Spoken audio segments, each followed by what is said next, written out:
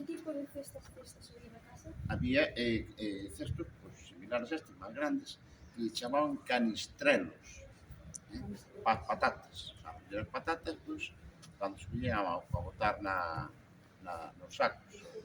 Había outros tipos de cestas? Pois sí, había outros tipos de cestas, por exemplo, este pequeniño que usaban o mellor na cociña, ou usaban o mellor para ir ás setas ou cousas así. Perfecto. Cal deles se usaba para apañar as patatas?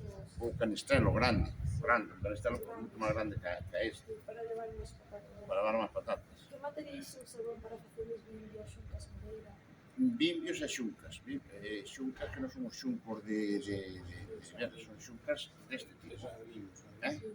Deste tipo, son bimbios. Ou bimbias. Isto é o pelado e isto é o Isto é o pelado, que ten o pelado en certa época.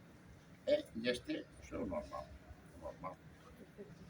Como os facía? Alguén da casa, un cesteiro que viña polas aldeas? Un cesteiro que viña polas aldeas, porque na casa non había, antes de que a xente non sabía. Había uns gitanos que viñan, entonces iban por os pueblos ou traían os feitos. Hai alguén na familia que saiba de cestería? Pois desgraciadamente non. Desgraciadamente non hai. En que época de ano se facía? Pois facíase anteriores sempre á vida da cosecha da patata.